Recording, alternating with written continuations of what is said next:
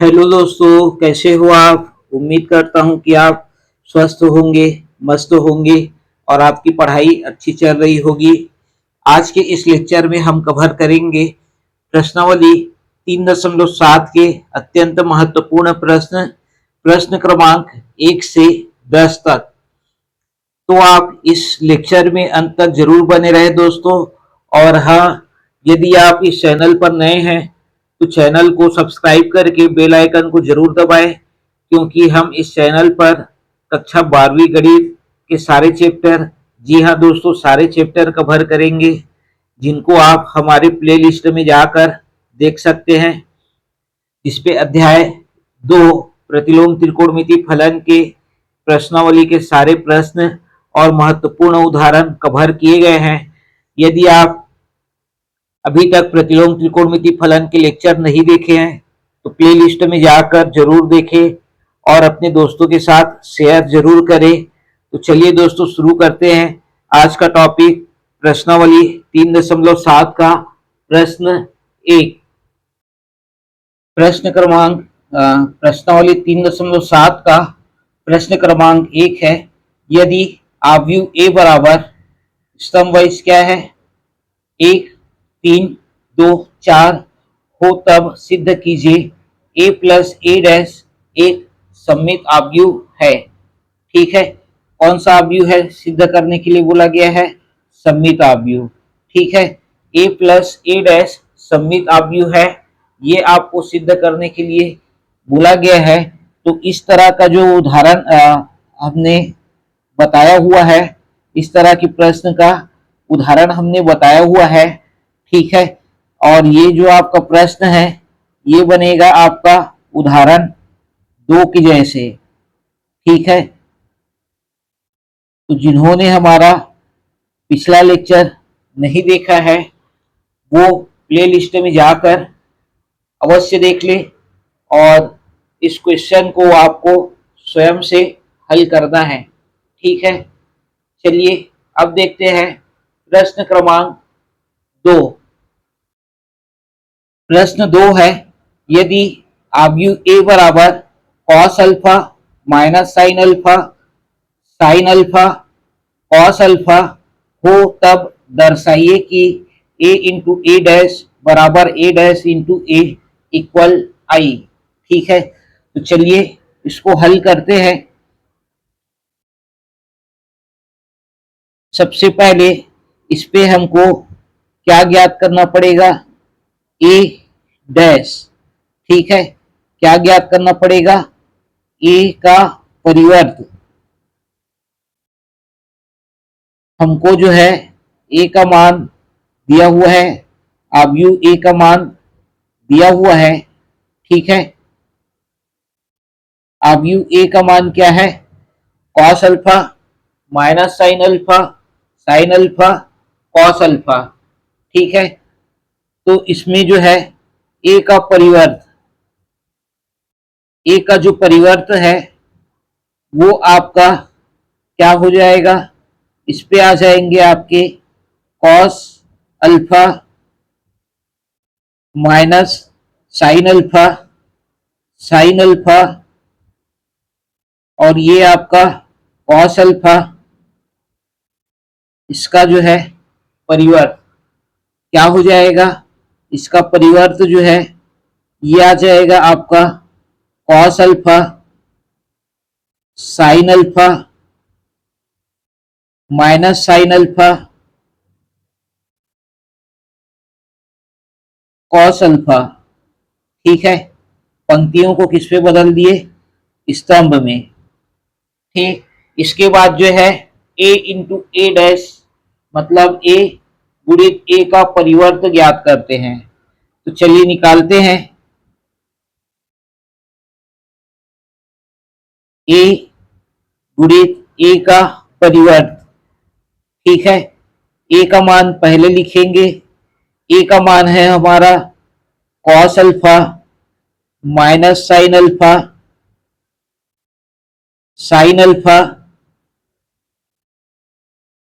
और ये cos alpha. ए का परिवर्त क्या है? ये है आपका कॉस अल्फा साइन अल्फा, ऋण का साइन अल्फा, और ये है आपका कॉस अल्फा। ठीक है, इसके बाद जो है इनको आपस पे गुणा करते हैं, क्या मान मिलेगा? पहले पंक्ति का पहले स्तंभ के साथ, फिर पहले पंक्ति का दूसरे स्तंभ के साथ। ठीक है, चलिए गुणा करते हैं। पहला अवयव पहले अवयव के साथ, दूसरा अवयव दूसरे अवयव के साथ। क्या होगा? गुणा होगा तो यहाँ पर कॉस अल्फा का कॉस अल्फा के साथ गुणा हो जाएगा, ये आ जाएगा आपका कॉस स्क्वायर अल्फा, धन साइन अल्फा का साइन अल्फा के साथ ये आ जाएगा साइन स्क्वायर अल्फा। ठीक है, इसके बाद कॉस अल्फा का माइनस साइन अल्फा के साथ ये आ जाएगा आपका cos alpha into sine alpha plus sine alpha का कॉस अल्फा के साथ, ये आ जाएगा आपका sine alpha into cos alpha. ठीक है, इंटू क्या आ जाएगा? Cos alpha. ठीक, अब जो है दूसरा पंक्ति का पहले स्तंभ के साथ ये आ जाएगा आपका ऋण का कॉस अल्फा गुणित साइन अल्फा, फिर कॉस अल्फा का साइन अल्फा के साथ ये आ जाएगा धन का कॉस अल्फा गुणित साइन अल्फा। इसके बाद साइन अल्फा का ऋण साइन अल्फा का ऋण साइन अल्फा के साथ गुणा होगा, ये आ जाएगा आपका साइन स्क्वायर अल्फा, और कॉस अल्फा का कॉस अल्फा के साथ गुणा हो जाएगा, ये आ जाएगा आपका कॉस स्क्वायर अल्फा। ठीक है, ये आएगा। इसके पश्चात आगे क्या करना है, चलिए देखते हैं। इस पे क्या हो जाएगा?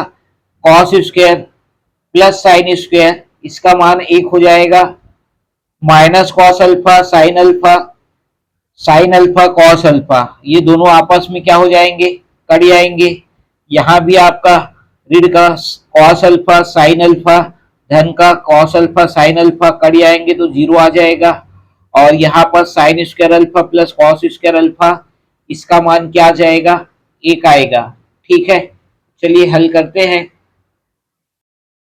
पिछला पद था हमारा cos square alpha plus sine square alpha minus cos alpha into sine alpha plus cos alpha into sine alpha, cos alpha ऋण का कॉस अल्फा गुणित साइन अल्फा धन कॉस अल्फा गुणित साइन अल्फा, और यहाँ पर था आपका cos square alpha sine square alpha plus cos square alpha, तो इसका मान क्या हो जाएगा? इसका मान आ जाएगा 1, इसका मान हो जाएगा 0, इसका मान हो जाएगा 0, इसका मान आ जाएगा 1, और इतने का मान क्या आता है? इतने का मान आता है आई। ठीक है, क्या आता है? आई। और ये जो है वो किसका मान है? ये मान है हमारा ए इंटू ए डैश का। किसका है? ए इंटू ए डैश का ये मान है हमारा ए इंटू ए डैश का मान कितना आ गया? आई। इसको मान लेते हैं समीकरण नंबर 1। इसके बाद जो है अब हम निकालते हैं क्या? अब हम ज्ञात करते हैं ए dash into A dash into ए ज्ञात करते हैं। तो ए डैश ए का परिवर्त क्या था हमारा? ए का परिवर्त था कॉस अल्फा साइन अल्फा ऋण का साइन अल्फा, और यहां था आपका कॉस अल्फा। ठीक है, इसके बाद जो है ए का मान जो है हमारा क्या था, ए का मान था हमारा cos alpha minus sine alpha,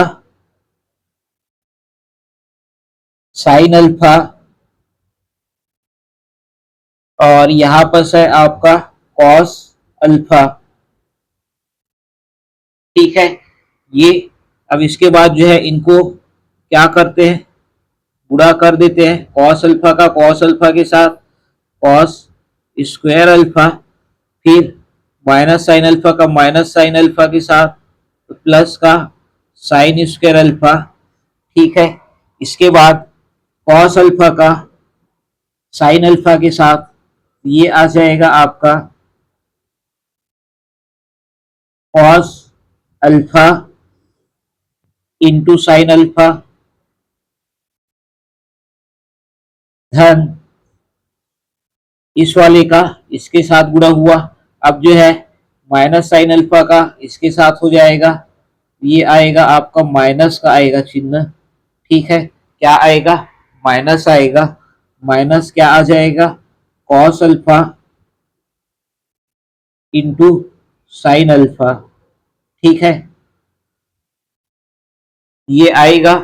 इसके बाद जो है साइन अल्फा का कॉस अल्फा के साथ ये आ जाएगा आपका cos alpha into sine alpha minus cos alpha का ऋण के साइन अल्फा के साथ गुणा होगा, ये आ जाएगा आपका कॉस अल्फा और ये साइन अल्फा।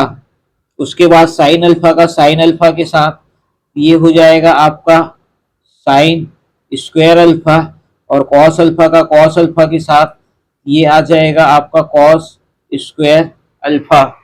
ठीक है, इसके पश्चात अगला पद क्या आ जाएगा, अगला पद इस पे आएगा, इतने का मान जो है वो एक हो जाएगा, इतने का मान जो है वो शून्य हो जाएगा, इसका भी मान शून्य हो जाएगा, इसका मान एक आ जाएगा। ठीक है, ये हो गया। और इतने पूरे का मान जो है वो क्या आता है, इतने पूरे का मान जो है वो आई आता है। ठीक है, और ये सभी जो मान है वो किसके मान है, ए डैश इंटू ए का। ठीक है, किसका मान है, ए डैश मतलब ए की परिवर्त गुणित ए का जो है ये मान है हमारा, और इसको मान लेंगे समीकरण नंबर 2। समीकरण 1 को देखिए, a इंटू ए डैश बराबर आई है, और यहाँ पास a डैश इंटू ए बराबर आई है। दोनों जो समीकरण है वो क्या हो जाएंगे, आपस में बराबर हो जाएंगे। ठीक है, चलिए करते हैं। यहां हम लिखेंगे क्या, समीकरण 1 व समीकरण 2 से क्या आ जाएगा, ए इंटू ए का डैश और ए डैश इंटू ए इक्वल आई, और यही हमको क्या करना था, सिद्ध करना था। ठीक है, ये हमको सिद्ध करना था, तो ये आपका सिद्ध हो गया। ठीक है, इसके बाद देखते हैं अगला प्रश्न, प्रश्न क्रमांक 3। प्रश्न क्रमांक 3 है हमारा, यदि आव्यूह ए बराबर स्तंभ के अनुसार है 3 5 4 1 हो तब सिद्ध कीजिए ए ऋण ए डैश एक विषम सममित आव्यूह है जहां ए का परिवर्त ए डैश है। ठीक है, जहां जो है ए का परिवर्त ए डैश है, मतलब ए डैश जो है वो क्या है, ए का परिवर्त है। ठीक है, तो इसको जो है इसको भी हमने बताया,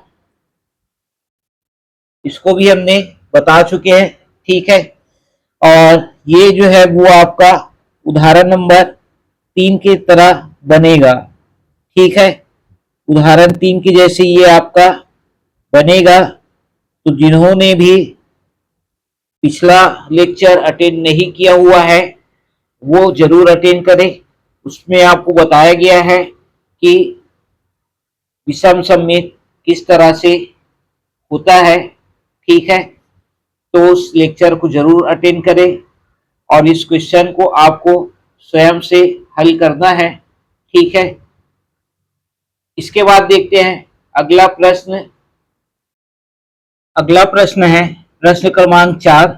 आव्यूह ए बराबर 3 ऋण 4 1 ऋण 1 को सममित और विषम सममित आव्यूह के योग के रूप में व्यक्त कीजिए। ठीक है, किसके किसके सममित और विषम सममित आव्यूह के योग के रूप में व्यक्त कीजिए, ये आपको दिया गया है। तो इस तरह का उदाहरण भी जो है हमने पिछले लेक्चर में कवर किया हुआ है। ठीक है, तो इसको भी जो है वो आप कैसे हल करना है पिछले लेक्चर से आप अवश्य देख लेवे। ये आपका अत्यंत महत्वपूर्ण प्रश्न है। ठीक है, इसको आप जरूर देखें। ठीक है, इसके पश्चात देखते हैं हम अगला प्रश्न। चलिए देखते हैं प्रश्न क्रमांक 5। यदि आव्यूह ए बराबर 1 3 2 ऋण 1 0 4 हो तब a इंटू ए डैश और a डैश इंटू ए ज्ञात कीजिए तथा सिद्ध कीजिए a इंटू ए डैश और a डैश इंटू ए सममित है परंतु a इंटू ए डैश बराबर नहीं है a डैश इंटू ए के। ठीक है, क्या नहीं है, बराबर नहीं है। ये हमको सिद्ध भी करना है। साथ ही साथ जो है क्या सिद्ध करना है, इसको जो है सममित सिद्ध करना है। a इंटू ए डैश को a डैश इंटू ए को सममित सिद्ध करना है और ये दोनों आपस में बराबर नहीं है। कौन सा, a इंटू ए डैश और a डैश इंटू ए बराबर नहीं है भी हमको क्या करना है, सिद्ध करना है। तो इसमें 3 चीजें सिद्ध करना है। a इंटू ए डैश को सममित, a डैश इंटू ए को सममित और a इंटू ए डैश बराबर नहीं है a डैश इंटू ए के। तो ये 3 चीजें इस पे सिद्ध करने हैं। तो चलिए हल करते हैं इसको। और सबसे पहले यहाँ हम जो दिया गया है उसको लिख लेते हैं। a बराबर हमारा मान क्या दिया हुआ है, 1 3 2 ऋण 1 0 धन 4। ठीक है, तो इसका परिवर्त क्या हो जाएगा, इसका परिवर्त पंक्ति जो है वो किस में बदल जाएगा, स्तंभ में। ठीक है, पंक्ति किस पे बदल जाएगा, स्तंभ में बदल जाएगा। ठीक है, यहां पर हम लगा देंगे क्या, डैश। चलिए हल करते हैं। ए डैश का मान हमारा क्या मिलेगा, ए डैश का मान जो है हमको मिल जाएगा क्या, ये आपका आ जाएगा 1 2 0 3 ऋण 1 4। ठीक है, ये आपका आएगा। इसके पश्चात इसमें जो है हमारा आ जाएगा मान क्या, अब हम निकालेंगे इस पे a इंटू ए डैश। सबसे पहले क्या ज्ञात करेंगे, a इंटू ए डैश। तो a का मान जो है हमारा क्या है, a का मान हमारा है 1 2 0 3 ऋण 1 4 और उसके परिवर्त का मान क्या है, उसके परिवर्त का मान है 1 2 0 3 ऋण 1 4। ठीक है, ये है, इनको जो है हल करना है, पूरा करना है। तो क्या आएगा मान हमारा, चलिए देखते हैं।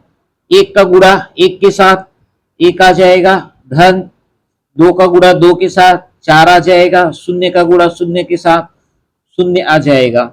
इसके बाद आ जाएगा आपका 1 का गुणा 3 के साथ तो 3 आ जाएगा, 2 का गुणा ऋण 1 के साथ 2 आ जाएगा, 0 का गुणा 4 के साथ तो 0 आ जाएगा।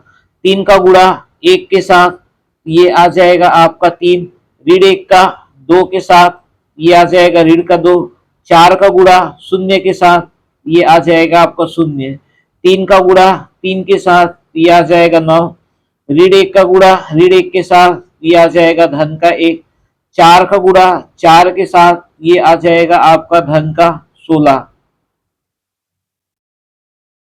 ठीक है, इसको हल करते हैं तो क्या मान प्राप्त होगा, यहाँ आ जाएगा आपका 5, यहाँ आ जाएगा 1, यहाँ आएगा 1 और 9 10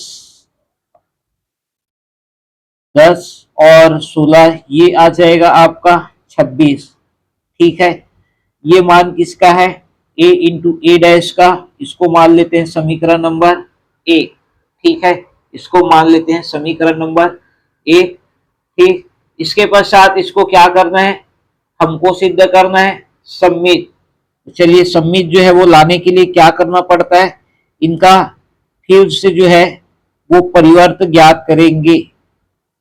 a इंटू ए डैश का डैश हम निकालेंगे। ठीक है, ये आ जाएगा 5 1 1 26, इसका परिवर्त ज्ञात करेंगे तो यहाँ पर हमारा क्या मान मिलेगा, यहाँ आ जाएगा हमारा 5 1 1 और 26।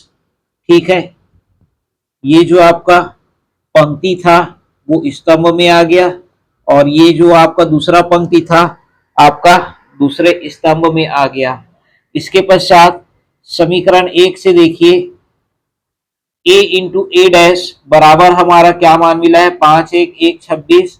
समीकरण 1 से ये जो मान है किसके बराबर है, a इंटू ए डैश के, तो इतने के बराबर क्या लिख सकते हैं हम, इसके बराबर हम लिख सकते हैं क्या, a इंटू ए डैश, और ये कहां से आया, समीकरण 1 से।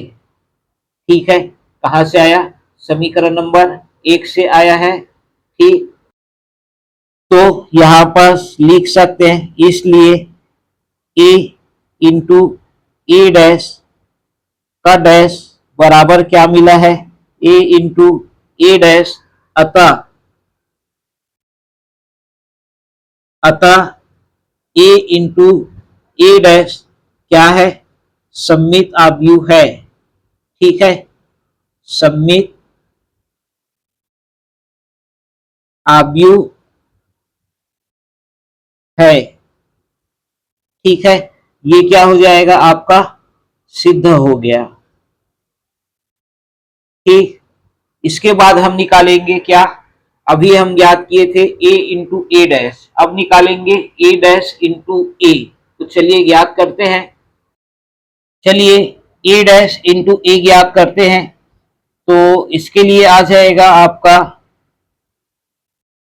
पहला वाला पंक्ति का पहले स्तंभ, फिर दूसरे स्तंभ, फिर तीसरे स्तंभ के साथ, तो 1 का गुणा 1 के साथ तो ये 1 आ जाएगा, 3 का गुणा 3 के साथ तो यहाँ पर धन का 9 आ जाएगा, 1 का गुणा 2 के साथ तो ये आ जाएगा 2, 3 का गुणा ऋण 1 के साथ तो ये आ जाएगा ऋण का 3, 1 का गुणा 0 के साथ तो ये आ जाएगा 0, 3 का गुणा 4 के साथ तो ये आ जाएगा धन का 12, 2 का गुणा 1 के साथ तो ये आ जाएगा 2, ऋण 1 का गुणा 3 के साथ तो ये आ जाएगा ऋण का 3, 2 का गुणा 2 के साथ तो ये आ जाएगा 4, ऋण 1 का गुणा ऋण 1 के साथ तो ये आ जाएगा धन का 1, 2 का गुणा 0 के साथ तो ये आ जाएगा 0, ऋण 1 का गुणा 4 के साथ तो ये आ जाएगा ऋण का 4, 0 का गुणा 1 के साथ तो ये आ जाएगा 0, 4 का गुणा 3 के साथ तो ये आ जाएगा 4 तिया 12, 0 का गुणा 2 के साथ ये आ जाएगा 0,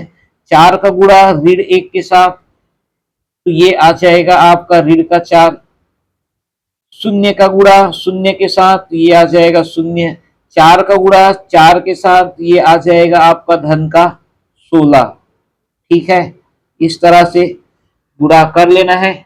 इसके बाद जो है क्या करेंगे, इसको जोड़ेंगे और जो घट रहा है उसको घटाएंगे, 9 और 1 10 हो जाएगा, यहाँ पर ऋण का 1 आ जाएगा, ये आपका धन का 12 हो जाएगा, ये आपका ऋण का 1, ये आपका धन का 5, ये आपका ऋण का 4, ये आपका धन का 12, ये ऋण का 4 और ये धन का 16। ठीक है, इसके पश्चात आगे हम क्या करेंगे, आगे जो है इनका परिवर्त ज्ञात करेंगे। इसको समीकरण 2 मान लीजिए। क्या मान लेंगे, समीकरण 2 मान लेते हैं इस मान को। और इसका जो है सम्मित सिद्ध करने के लिए क्या करेंगे, परिवर्त ज्ञात करेंगे। ठीक है, तो 10 ऋण 1 12 ऋण 1 5 धन का 4 12 ऋण का 4 16। ठीक है, इसका जो है क्या ज्ञात करना है, परिवर्त। ठीक है, क्या ज्ञात करना है, परिवर्त ज्ञात करना है। तो परिवर्त ज्ञात करने के लिए यहां पर 10 जो पंक्ति में है उसको स्तंभ में लिख देते हैं। ये आ जाएगा आपका, यहां पास एक मिस्टेक हुआ है आपका दूसरा स्तंभ में। ये वाला जो आपका अवयव है वो देखिए क्या है, ऋण का 4 है। ठीक है, क्या है ये, ऋण का 4 है। ठीक, चलिए अब हल करते हैं। ये आपका पहला जो पंक्ति है वो पहले स्तंभ में,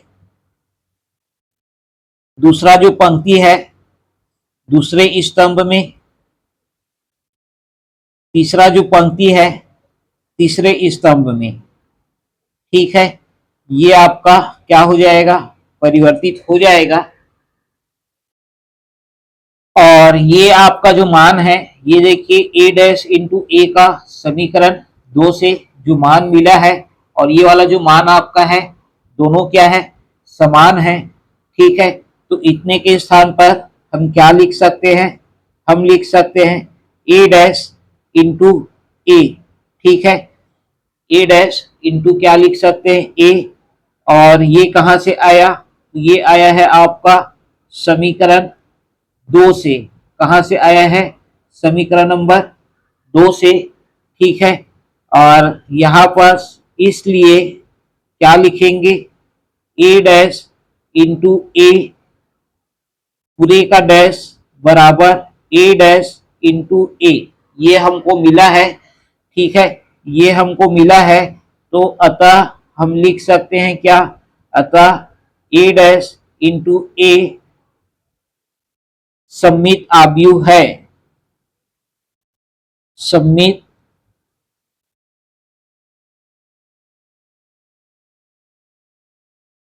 कौन सा आव्यूह है, ये है आपका सम्मित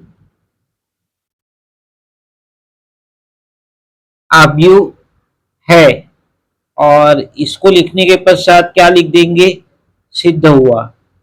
ठीक है, इसमें एक पॉइंट और बच गया है, वो क्या है कि समीकरण 1 और 2 से आप देखेंगे, समीकरण 1 व 2 से आप देखेंगे तो क्या है आपका, a इंटू ए का डैश मतलब a इंटू ए का परिवर्त बराबर नहीं है किसके, a into A dash into A के। तो ये भी आपका सिद्ध हो गया। ठीक है, तो 3 चीजें सिद्ध करने के लिए बोले थे। तो इससे पहले जो है हमने पहला जो है सम्मित आव्यूह है करके सिद्ध कर दिया था। दूसरा अभी आपका a डैश इंटू ए जो है सम्मित आव्यूह है, सिद्ध कर दिए। और तीसरा जो है a इंटू ए डैश बराबर नहीं है a डैश इंटू ए के, ये हमने सिद्ध कर दिया। ठीक है, तो इस तरह से इस प्रश्न को आपको हल करना था। अब देखते हैं अगला प्रश्न, प्रश्न क्रमांक 6, जिसपे है सिद्ध कीजिए कि आव्यूह a बराबर ए बी ऋण का a का वर्ग b का वर्ग ऋण का ए बी घात 2 का एक शून्य सम आव्यूह है। कितने घात का बोला है, घात 2 का। ठीक है, शून्य सम बोला है मतलब सभी जो अवयव हैं वो क्या आने चाहिए, शून्य आने चाहिए। शून्य सम अवयव में क्या होता है, शून्य सम अवयव की परिभाषा क्या होता है, तो शून्य सम अवयव की परिभाषा ऐसा ऐसा वर्ग अवयव जिसके सभी अवयव क्या होंगे, शून्य होंगे, ठीक है, या ऐसा अवयव जिसका प्रत्येक अवयव, ऐसा अवयव जिसका प्रत्येक अवयव क्या होता है, शून्य होता है, उसको हम बोलते हैं क्या, शून्य सम अवयव। ठीक है, क्या बोलते हैं, शून्य सम अवयव बोलते हैं। ठीक, तो चलिए इसको हल करते हैं। यहां लिखेंगे हल, दिया है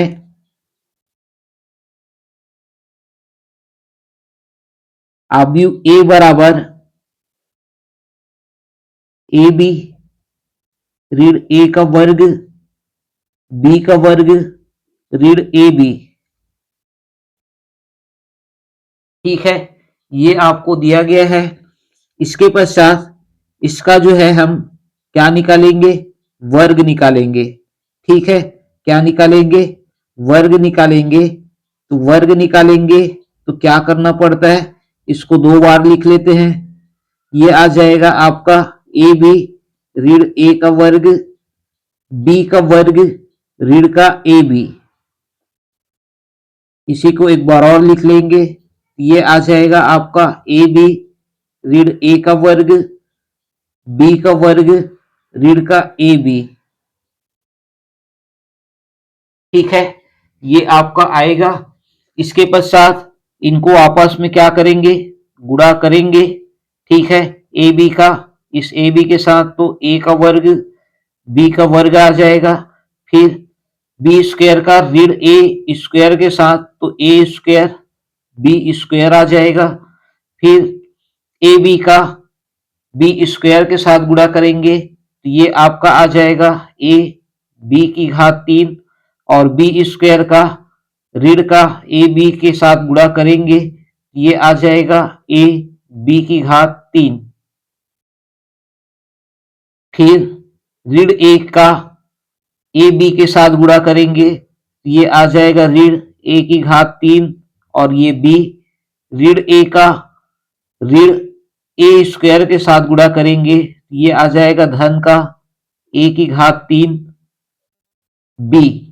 फिर जो है वो ऋण ए के वर्ग का गुणा करेंगे बी के वर्ग के साथ तो ये आ जाएगा आपका ऋण ए का वर्ग बी का वर्ग और ऋण ए के वर्ग का हाँ ऋण ए के वर्ग का इसके साथ गुणा किए तो ये आया। अब ऋण ए बी का ऋण ए बी के साथ गुणा करेंगे ये धन का आ जाएगा ए का वर्ग बी का वर्ग। ठीक है, इसके पश्चात अगला पद क्या आ जाएगा, अगला पद इसमें आएगा ये वाला मान कट जाएगा तो शून्य आ जाएगा, ये वाला पद भी शून्य आ जाएगा, ये वाला पद भी शून्य आ जाएगा, ये वाला पद भी शून्य आ जाएगा। ठीक है, ये शून्य आएगा और इतने पूरे का मान क्या हो जाएगा, शून्य हो जाएगा। तो हमारा ए का वर्ग बराबर क्या मिला, शून्य मिला। ठीक है, तो हम यहां पर लिख सकते हैं क्या, अतः अवयव ए घात 2 का एक शून्य सम अवयव है। ठीक है, और यही हमको क्या करना था, इस प्रश्न में सिद्ध करना था। ये क्या हो गया आपका, सिद्ध हो गया। ठीक है, ये सिद्ध हो गया। इस तरह से क्या करना था, घात 2 का बोलेंगे तो ए स्क्वायर निकालना है, घात 3 का बोलेंगे तो ए क्यूब निकालना है, मतलब ए की घात 3 निकालना है। ठीक है, चलिए अब देखते हैं अगला प्रश्न। प्रश्न क्रमांक 7, सिद्ध कीजिए कि अवयव ए 2 ऋण 1 1 ऋण 2 3 ऋण का 2 ऋण का 4 4, ऋण का 3 एक समसम आव्यूह है। क्या है? समसम आव्यूह है। तो समसम आव्यूह क्या होता है? ए का वर्ग बराबर ए। अगर एक वर्ग आव्यूह ए जो है वो समसम आव्यूह कहलाता है। कब? जब ए का वर्ग बराबर क्या आता है? ए आता है। ठीक है, तो चलिए इसको हल करते हैं। सबसे पहले जो मान आपको दिया गया है उसको लिख लेते हैं। ठीक है, क्या चीज दिया गया है इस पे? इसमें हमारा ए बराबर मान दिया गया है। क्या है? 2 ऋण 1 धन का 1 ऋण का 2 3 ऋण 2 ऋण का 4 धन का 4 ऋण का 3। ठीक है, तो हमको ए का वर्ग निकालना है जिसका मान क्या आना चाहिए? जिसका मान जो है हमारा ए आना चाहिए। ठीक है, तो चलिए ज्ञात करते हैं।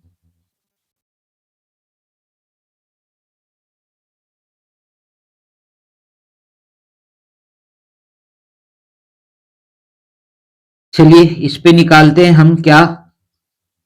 इसलिए ए का वर्ग, इसको जो है वो हम क्या करेंगे? 2 बार लिख लेंगे। 2 ऋण 1 धन का 1 ऋण का 2 3 ऋण का 2 ऋण का 4 धन का 4 ऋण का 3। फिर ये है आपका 2 ऋण 1 धन का 1 ऋण का 2 धन 3 ऋण का 2 ऋण का 4 धन का 4 ऋण का 3। ठीक है, ये आपका दोनों जो है ए का मान है। ए स्क्वायर बराबर क्या होता है आपका? ए इंटू ए। ठीक है, तो यहां पर इनको आपस में गुणा करते हैं। 2 दूनी ये हो जाएगा 4 ऋण 2 का ऋण 1 के साथ धन का 2 आ जाएगा। ऋण 4 का 1 के साथ ऋण 4 का किसके साथ? 1 के साथ, तो ये आ जाएगा धन का 4। इसके बाद 2 का ऋण 2 के साथ ये आ जाएगा ऋण का 4। ऋण 2 का ऋण 2 का 3 के साथ ये आ जाएगा धन का 6। ऋण 4 का ऋण 2 के साथ गुणा करेंगे तो कितना आ जाएगा? 4 दूनी 8।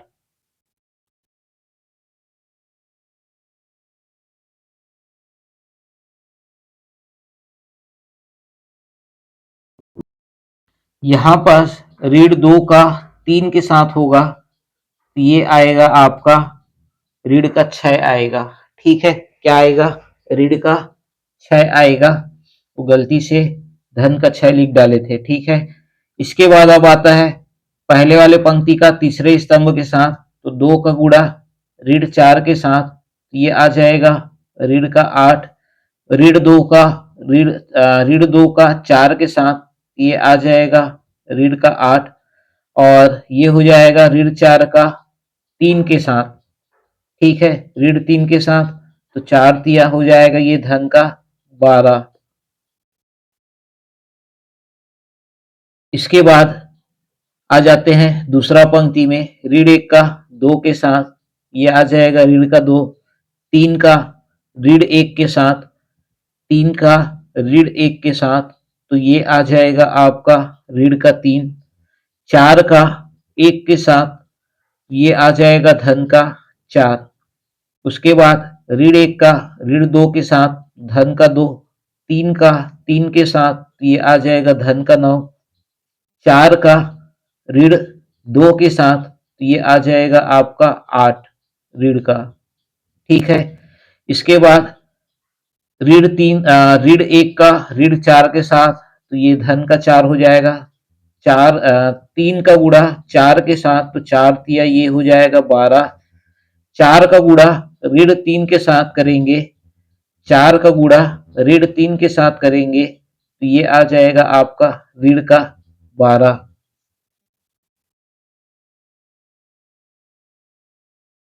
3 का गुणा ये 4 के साथ करेंगे तो ये धन का 12 आएगा। 4 का गुणा ऋण 3 के साथ करेंगे तो ऋण का 12 आएगा। ठीक है, चलिए इसके बाद जो है अगला पंक्ति में आ जाते हैं। 1 का गुणा 2 के साथ ये आ जाएगा 2। ऋण 2 का ऋण 1 के साथ तो ऋण गुणित ऋण हो जाएगा धन का 2। ऋण 3 का 1 के साथ तो ये आ जाएगा ऋण का 3। 1 का ऋण 2 के साथ तो ये आ जाएगा ऋण का 2। ऋण 2 का धन 3 के साथ तो ये आ जाएगा ऋण का 6। ऋण 3 का ऋण 2 के साथ तो धन का 6। फिर आ जाएगा ऋण 1 का धन 1 का ऋण 4 के साथ तो ये आ जाएगा ऋण का 4। ऋण 2 का धन 4 के साथ तो ऋण का 8 आ जाएगा। ऋण 3 का ऋण 3 के साथ तो ये आ जाएगा धन का 9। ठीक है, इसके पश्चात अगला पद क्या आएगा, चलिए देखते हैं। इसके बाद जो है अगला पद इस पे आ जाएगा क्या, 4 से 4 कड़ी आएगा तो 2 आ जाएगा।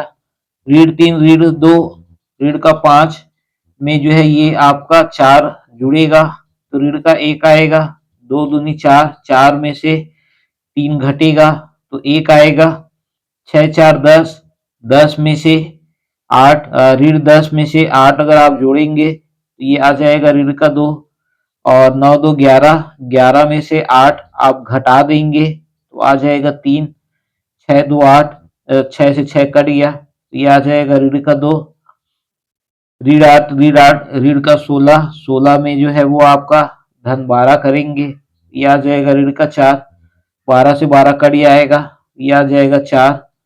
और 8 और 4 12 तो ये आ जाएगा आपका ऋण का 3। ठीक है, इसके बाद जो है ये वाला मान और ए का मान आप देखिए। ए बराबर क्या है, 2 ऋण 1 1, 2 ऋण 1 1, ऋण 2 3 ऋण 2, ऋण 2 3 ऋण 2, ऋण का 4 धन का 4 ऋण का 3, ऋण का 4 धन का 4 ऋण का 3। तो इसके बराबर हम क्या लिख सकते हैं, इसके बराबर हम लिख सकते हैं ए। ठीक है, इसको आप मान लीजिए समीकरण नंबर 1 और यहाँ पर साइड में लिख दीजिए क्या, समीकरण 1 से। ठीक है, कहाँ से आया ये मान, समीकरण 1 से। ठीक, इसके बाद जो है इसलिए क्या लिख सकते हैं हम, ए का वर्ग बराबर क्या आया, ए आया।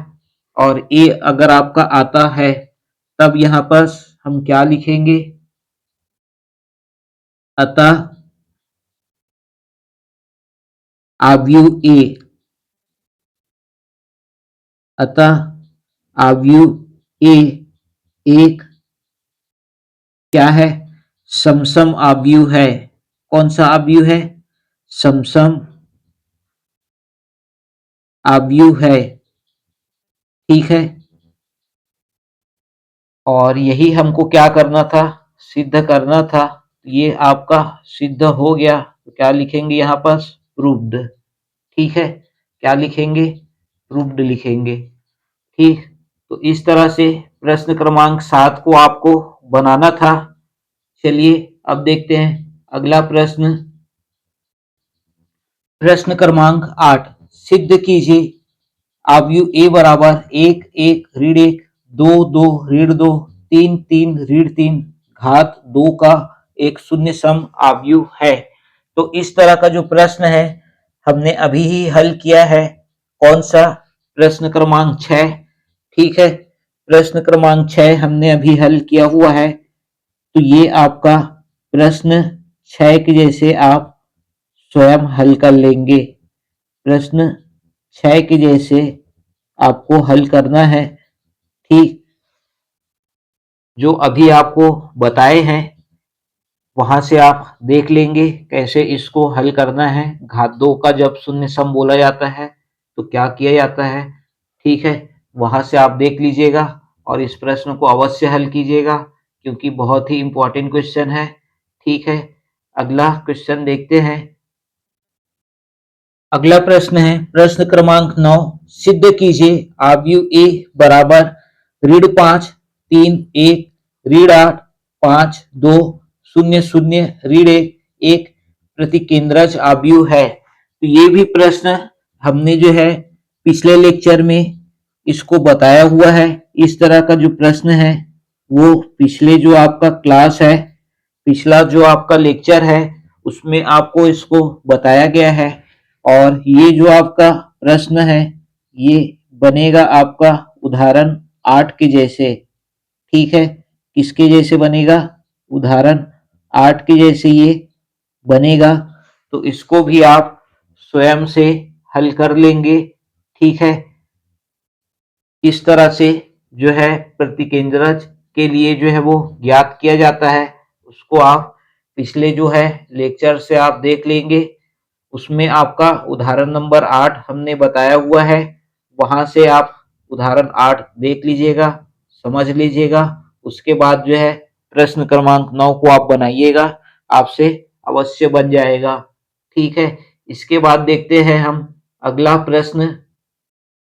अगला प्रश्न है प्रश्न क्रमांक 10। सिद्ध कीजिए कि आव्यूह ए बराबर 1/3 ऋण 1 2 2 2 ऋण 1 2 2 2 धन का 1। ये जो आपका तीसरा स्तंभ में अंतिम जो अवयव है जिसको आपका धन का 1 दिया हुआ है, ये आपका क्या है? ऋण का 1 है। इसको आप सुधार लीजिएगा। ठीक है, ये क्या है? आपका ऋण का 1 है। ठीक, इसको हमको क्या सिद्ध करना है? लांबिक आव्यूह है, ये आपको क्या करना है? सिद्ध करना है। ठीक है, तो चलिए हल करते हैं। सबसे पहले इस पे हम क्या करेंगे, जो दिया है उसको लिख लेते हैं। क्या चीज दिया गया है? आव्यूह ए का मान हमारा इसमें दिया हुआ है ऋण का 1 1/3 1/3 ऋण 1 2 2 2 ऋण 1 2 2 2 ऋण का 1। ठीक है, ये हमारा मान दिया हुआ है। तो हमको सबसे पहले निकाल लेना है क्या? उसका परिवर्त। इसका परिवर्त आव्यूह ए का 1/3 इस पे है ऋण 1 2 2 2 ऋण 1 2 2 2 ऋण का 1। ये जो है इसका परिवर्त हम ज्ञात करेंगे। तो चलिए ज्ञात करते हैं। तो हमारा ए डैश का मतलब ए के परिवर्त का मान क्या मिलेगा? 1/3। ये तो ऐसे ही रहेगा, इसमें कोई भी बदलाव नहीं होगा। ये आपका बदल जाएगा ऋण 1 2 2 ये आएगा। दूसरा जो पंक्ति है वो आपका दूसरा स्तंभ बन जाएगा, जो आपका कितना आ जाएगा? 2 ऋण 1 2। फिर तीसरा पंक्ति तीसरा स्तंभ बन जाएगा, ये आपका इस तरह से मान मिलेगा। ठीक है, इसके पश्चात अब हम क्या करेंगे? इसके बाद जो है a इंटू ए डैश ये हम ज्ञात कर लेते हैं। तो ये आ जाएगा 1/3 और a का मान हमारा है 1 2 2 2 ऋण 1 धन का 2 2 2 ऋण 1 और सेम आपका मान है क्या? ए डैश का भी। ठीक है, ऋण 1 धन का 2 धन का 2 2 ऋण 1 2 2 2 ऋण का 1। ठीक है, 1/3 का 1/3 के साथ पहले गुणा कर देते हैं तो ये आ जाएगा 1/9। ठीक है, 1/3 का 1/3 के साथ गुणा कर देते हैं तो आ जाएगा 1/9। अब जो है पहले वाले पंक्ति का पहले स्तंभ के साथ, फिर दूसरे स्तंभ के साथ, फिर तीसरे स्तंभ के साथ, फिर दूसरे पंक्ति का वैसे ही पहले पंक्ति पहले स्तंभ, दूसरा स्तंभ, तीसरा स्तंभ, उसी प्रकार से तीसरे पंक्ति का गुणा हम करेंगे। ठीक है, तो चलिए करते हैं। ऋण एक का ऋण एक के साथ एक आ जाएगा, दो का दो के साथ चार आ जाएगा, दो का दो के साथ ये भी चार आ जाएगा, ऋण एक का दो के साथ ऋण का दो आ जाएगा, दो का ऋण एक के साथ ऋण का दो आ जाएगा, दो का दो के साथ धन का चार आ जाएगा। ठीक है, इसके बाद अगला पद ऋण एक का दो के साथ ऋण का दो हो जाएगा, दो का दो के साथ ये चार आ जाएगा, दो का ऋण एक के साथ ऋण का दो आ जाएगा। ठीक है, फिर दूसरा पंक्ति में आ जाते हैं। दो का ऋण एक के साथ ऋण का दो हो जाएगा, ऋण ऋण एक का दो के साथ ऋण का दो हो जाएगा, दो का दो के साथ धन का चार हो जाएगा, दो का दो के साथ चार आ जाएगा, ऋण एक का ऋण एक के साथ धन का एक आ जाएगा, दो का दो के साथ ये आ जाएगा चार, दो का दो के साथ ये आ जाएगा चार, ऋण एक का दो के साथ ये आ जाएगा ऋण का दो, दो का ऋण एक के साथ ये आ जाएगा ऋण का दो। ठीक है, उसके बाद आ जाते हैं तीसरे पंक्ति में। दो का ऋण एक के साथ ये आ जाएगा ऋण का दो, दो का दो के साथ ये आ जाएगा आपका चार, ऋण एक का दो के साथ ये आ जाएगा ऋण का दो, फिर दो का दो के साथ ये आ जाएगा चार, दो का ऋण एक के साथ ये आ जाएगा ऋण का दो, ऋण एक का दो के साथ ये आ जाएगा ऋण का दो, दो का दो के साथ ये आ जाएगा चार, दो का दो के साथ ये आ जाएगा आपका चार, ऋण एक का ऋण एक के साथ ये आ जाएगा धन का एक। ठीक है, इसके बाद अगला पद इस पे क्या आ जाएगा, 1/9, ये तो आपका सेम रहेगा, ये आ जाएगा 9, ये वाला पद हो जाएगा शून्य, ये वाला आपका पद हो जाएगा शून्य, इस पे आ जाएगा आपका शून्य, ये वाला पद हो जाएगा 9, ये वाला पद आपका आ जाएगा शून्य, ये वाला पद आपका आ जाएगा शून्य, ये भी पद आपका शून्य, ये आपका 9। ठीक है, अब इसमें 9 1/9 का गुणा करेंगे। ठीक है, 1/9 का क्या करेंगे, गुणा अगर आप करेंगे। ठीक है, ये एक, ये शून्य, ये शून्य, ये शून्य, ये एक, ये शून्य, ये शून्य, शून्य और ये एक, ये आपका क्या है प्राप्त होगा। इसके बाद इतने का जो मान है वो क्या होता है आपका आई, क्या होता है आई। ठीक है, तब जो है ए square sorry A into A dash बराबर क्या मिल गया हमको, आई मिल गया। ठीक है, ए इंटू ए डैश बराबर आई मिल गया, तो यहां पर लिख सकते हैं अतः आव्यूह आव्यूह ए एक लांबिक आव्यूह है। ठीक है, कौन सा आव्यूह है, लांबिक आव्यूह है। ठीक, ये आपका सिद्ध हो गया। ठीक, सिद्ध हो गया। लांबिक आव्यूह अगर आपको बोलेंगे तो ए इंटू ए डैश ज्ञात कीजिएगा या फिर ए डैश इंटू ए, दोनों को आपको ज्ञात नहीं करना है, दोनों में से कोई से भी एक आपको ज्ञात करना है, ए इंटू ए डैश या ए डैश इंटू ए। ठीक है, चलिए अब देखते हैं अगला प्रश्न। अगला प्रश्न है प्रश्न क्रमांक 14, जो है यदि आव्यूह ए बराबर sine alpha minus cos alpha sine alpha हो तब सत्यापित कीजिए। क्या सत्यापित करना है, ए डैश इंटू ए इक्वल आई।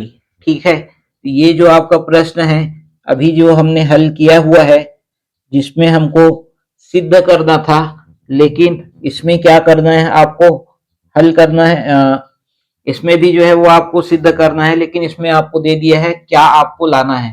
इससे पहले वाले प्रश्न में आपको पता नहीं था कि लांबी काव्य में आता क्या है। तो लांबी काव्य में ए इंटू ए डैश या ए डैश इंटू ए इक्वल आई आना चाहिए रहता है। ठीक है, इसमें पहले से दे दिया है कि आई के बराबर आपको सिद्ध करना है। ये जो आपका प्रश्न है वो आपका प्रश्न क्रमांक आप चाहे तो 2 के जैसे मान सकते हैं। ठीक है, प्रश्न 2 के जैसे, या फिर अभी जो आपको बताए प्रश्न 10। ठीक है, तो 2 के जैसे भी आप देख सकते हैं, क्योंकि वो जो है वो आपका साइन अल्फा और कॉस अल्फा के पद में दिया हुआ है। ठीक है, तो इस तरह से बनेगा। ठीक, तो आज यह चैप्टर आव्यूह समाप्त हुआ दोस्तों। कल आप लोगों का आव्यूह का यूनिट टेस्ट होगा, जिसकी तैयारी आप आज कर लीजिएगा, ताकि कल होने वाले यूनिट टेस्ट को आप अच्छे से बिना देखे ईमानदारी पूर्वक दिला सके। ठीक है, और हाँ, आपको आज का हमारा यह लेक्चर कैसा लगा?